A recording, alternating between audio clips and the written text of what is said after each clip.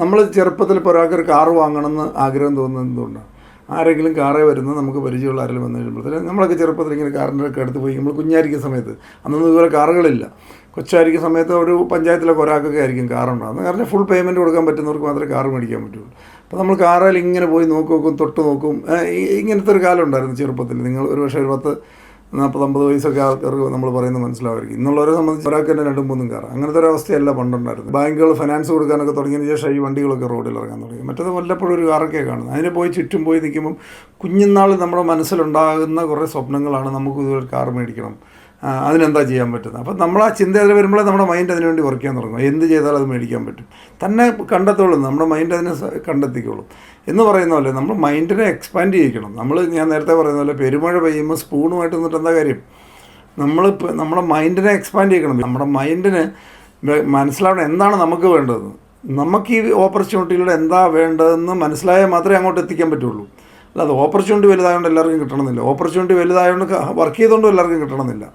Work ചെയ്ത് നമ്മുടെ കയ്യിൽ പൈസയൊക്കെ വന്നു കഴിഞ്ഞാൽ നമ്മൾ എങ്ങനെ അത് വിനിയോഗിക്കും എന്നുള്ളതിനെക്കുറിച്ച് പ്ലാൻ നമ്മുടെ കയ്യിലുണ്ടെങ്കിൽ അത് ഉപയോഗിക്കാനുള്ള അല്ലാതെ നടത്താനുള്ള പണം ഓട്ടോമാറ്റിക്കായിട്ട് വരും. അങ്ങനെയാണ് അതിൻ്റെ പ്രോസസ്സ്. അതുകൊണ്ടാണ് നമ്മൾ സ്വപ്നം കാണുന്നതിൻ്റെ പ്രാധാന്യം. ക്ലാരിറ്റിയോട് കൂടി, ചുമ്മാ സ്വപ്നം കണ്ടാൽ പറയാം. എത്ര ക്ലിയറായിട്ട് നിങ്ങൾക്ക് ലൈഫിൽ ആവശ്യമുള്ളത് കാണാൻ പറ്റുന്നോ, അതൊരു പിക്ചറാക്കാൻ പറ്റും, കൃത്യമായിട്ട് ബ്ലൂ പ്രിൻ്റ് ഉണ്ടോ, അത് സാധിക്കാനുള്ള തീർച്ചയായിട്ടും അതിനുള്ള സാഹചര്യം ദൈവം ഒരുക്കി തരുമെന്ന് പറയല്ലേ. ഇപ്പോൾ ദൈവം എന്ന് പറഞ്ഞാൽ നമ്മൾ പ്രകൃതി, അതിന് ദൈവം എന്നൊക്കെ നമ്മളെല്ലാവരും ഓരോരുത്തരുടെ വിശ്വാസപ്രകാരം ഓരോ രൂപത്തിൽ പറയുന്നതെന്ന് മാത്രം. ശോഭ PNC മേനോൻ്റെ ഒരു പറയുന്നതിൻ്റെ കാര്യം നമുക്കൊക്കെ റോൾ മോഡലായിട്ട് എടുക്കാൻ പറ്റും. അങ്ങനെയുള്ള ആൾക്കാരെയൊക്കെ റോൾ മോഡലാക്കിയാൽ തീർച്ചയായിട്ടും അങ്ങോട്ട് നമ്മുടെ മൈൻഡൊക്കെ എത്തിക്കഴിഞ്ഞാൽ ഓട്ടോമാറ്റിക്കായിട്ട് എത്തിക്കോളൂ. നമ്മുടെ ഉള്ളിലൊക്കെ അത്ര പവർഫുള്ളായിട്ടുള്ള സാധനങ്ങളും മെഷീൻസും വെച്ചാണ് നമ്മളെ വിട്ടിരിക്കുന്നത്.